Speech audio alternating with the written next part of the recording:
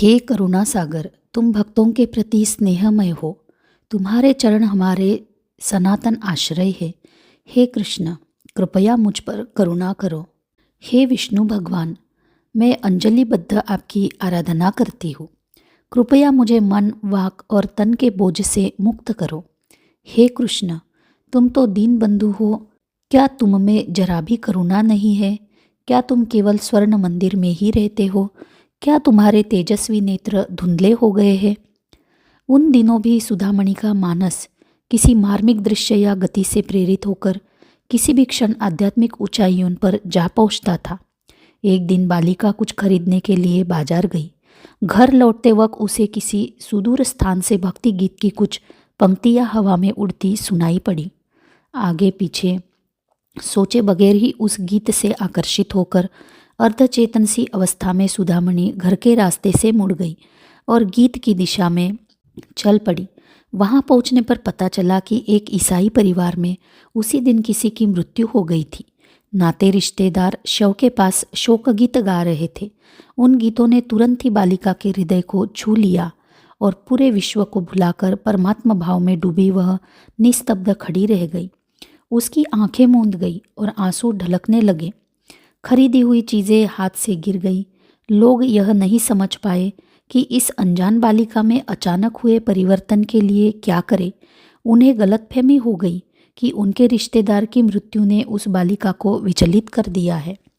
1-1.5 घंटे के बाद सुधामणि की चेतना थोड़ी बहुत सामान्य स्थिति पर पहुंची। गिरी हुई चीज़ों को इकट्ठा कर वह जल्दी जल्दी अपने घर की ओर चल पड़ी, लेकिन बहुत विलंब हो चुका था। वहाँ दमयंती गुस्से से उफंडती हुई खड़ी थी। उसने सुधामणि को बहुत डांट फटकार लगाई और बुरी तरह से पीटा। बालिका अब भी अंतर्मुखी स्थिति में थी और दमयंती के कठोर व्यवहार को वह चुपचाप अविचलित मौन सहती रही। जो मानस परमेश्वर में डूबा हो उसे भला कोई बाहरी शक्ति कैसे विचलित कर सकती है? सुधामणि अपनी विलक्षण प्रतिभा, सतत प्रसन्न मुखता, आदर्श भक्ति और मर्मस्पर्शी गीतों के लिए जानी जाती थी, लेकिन सबसे ज़्यादा तो वह गरीबों और ज़रूरतमंदों के प्रति असीम करुणा के लिए जानी जाती थी। हालांकि सुधामणि घरेलू कामकाज में अपनी माँ की भरसक सहायता करती थी, लेकिन स्वभाव से उग्र दमयंती जरा सी भी भूल हो जाने पर उसे कड़ी सजा देने में जरा भी न हिचकिचाती। सुधामणि के प्रति दमयंती में जो घृणा भाव था उसकी वजह थी सुधामणि का काला रंग। इसके अलावा कभी कभी दमयंती बालिका को बिल्कुल उस माखन चोर कन्हैया की तरह मक्खन, दूध और दही चुराते हुए रंगे हाथों पकड़ लिया करती थी। लेकिन कुछ दिनों तक तो दमयंती को यह पता ही नहीं चला कि ये खाने पीने की चीज़ें उन भूखे गरीब परिवारों के लिए थी जिनसे सुधामणि की मैत्री जुड़ गई थी। दूसरों की नज़र बचाकर बालिका बर्तन में से दूध और दही चुरा लेती और बर्तन में उतना ही पानी डाल देती और फिर चुपके से घर से निकल जाती। पकड़ी जाने पर उसे बहुत ही मार पड़ती थी।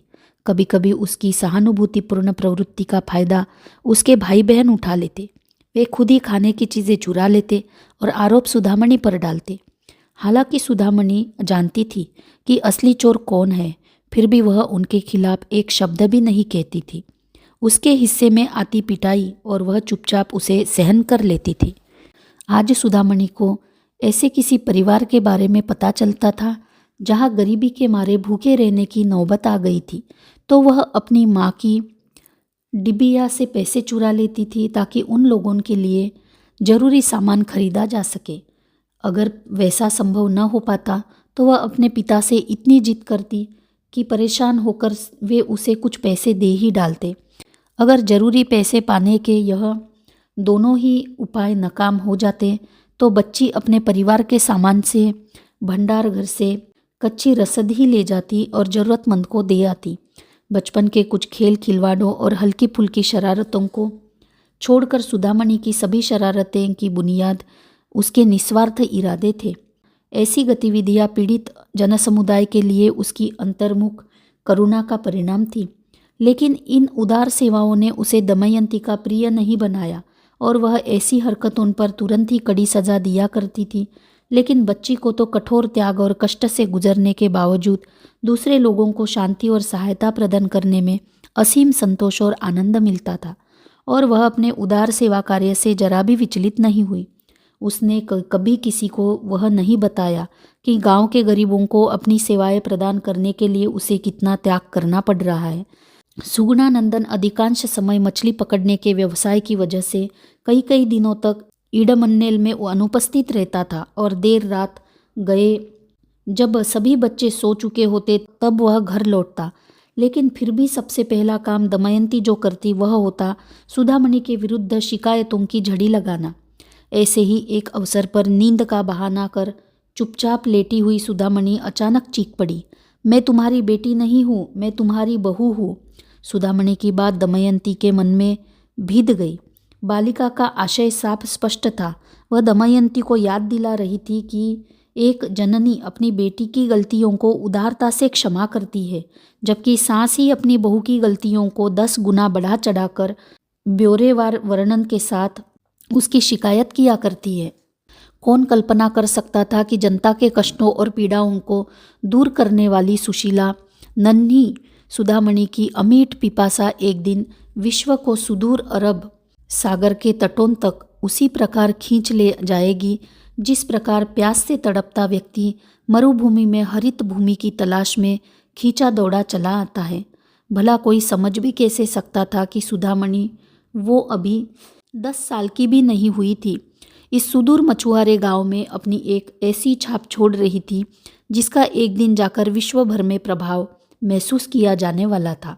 हालांकि वह अपनी जिम्मेदारियों को लगन के साथ निभाती रहती थी, लेकिन जरा सी भी गलती हो जाने पर माँ उसे मारने पीटने से नहीं चूकती थी। सुधामणि काम में जरा भी हिलाई नहीं करती। दमयंती भी चेतावनी देती, अरे ओ छोकरी, आलसी मत बन, तू काम धाम किए बगैर बेकार बैठी रहोगी तो भगवान तुझे कोई काम नहीं देंगे और तुझे भूखा मरना पड़ेगा। हमेशा भगवान से विनती करना, हे भगवान कृपया मुझे काम दो। सब लोग भगवान से यही विनती करते हैं। इन शब्दों को सुनकर सुधामणि प्रार्थना करती, हे कृष्ण कृपा करो, मुझे काम दो, कृपया मुझे अपना काम दो। सुधामणि ने जिस धीरज, सहनशीलता और त्याग का परिचय दिया वह अविस्मरणीय था। सब बातों को सहज ही स्वीकार करने की उसकी क्षमता और प्रिय परमेश्वर का अनवरत नाम स्मरण करते रहने की उनकी प्रवृत्ति ने मानो इस बात की पूर्व सूचना दे दी कि परमात्मा ज्ञानी महत आत्माओं की भारत की अखंड परंपरा में एक नूतन महान आत्मा का आगमन हो चुका है। हालांकि बालिका को जीवन की अनेकानेक अग्नि परीक्षाओं से गुजरना पड़ रहा था और उसे निर्ममता से पीड़ित किया जा रहा था, लेकिन इन सब बातों को वह दैवी विधान की कृपा मानती थी। उसका सारा दुख मन ही मन में दबा छुपा रहता था और केवल मुरलीधर भगवान कृष्ण को ही चुपके चुपके सुनाया जाता था। रात के अंधेरे में घर से मंदिर के बंद दरवाजों के पीछे वह आंखों में आंसू भरकर कृष्ण से प्रार्थना करती, हे मेरे प्रिय कृष्ण, तुम्हारे सिवाय मेरे मानस को कौन समझ सकता है। यह जगत दुखों और पीड़ाओं से भरा हुआ है। चारों ओर स्वार्थ का साम्राज्य फैला हुआ है। लोग केवल अपनी अपनी खुशी और आनंद की खोज में है। मेरे प्रिय कन्हैया, मैं तुमसे तादात्म्य के सिवाय और कुछ नहीं चाहती। हे भगवान, क्या तुमने आज मेरी पीड़ा को नहीं देखा? हे भगवान, आओ, अपना अलौकिक दिव्य रूप मुझे देखने दो। ये कष्ट मेरे लिए नए नहीं हैं, लेकिन तुम्हारा विरह ही मेरे हृदय को विदीर्ण किए जाता है। इसी दौरान सुधामणि ने यह एक गीत भी रचा था, हे करुणा स्वरूप, हे श्यामवर्ण, अपने नेत्र खोलने की कृपा करो। क्या तुम दुख संहारक नहीं हो? ऐसा हो तो मेरे दुख दूर करो। इस जगत में तुम ही हो आसरा। हे तेजस्वी वर्ण, रक्त कमल दल, हे नयन वाले, आंसुओं के सुमन से हे कन्हैया सदा करूँ मैं तुम्हारी अर्चना। हे गोपाल, हे मनमोहन, अंधेरे में मैं भटक रही, चतुर्दश भुवनों में व्याप्त है श्रीधर, आंखें खोलो, दुख से मुक्ति दो, मुक्ति दो। इस प्रकार कठोर विरह और परीक्षा में 3 साल गुजरे। सुधामणि अब 13 वर्ष की हो गई थी और ऐसा लगता था कि जो जो वह बड़ी होती जा रही है त्यों त्यों जिम्मेदारियों का बोझ भी बढ़ता चला जाता था।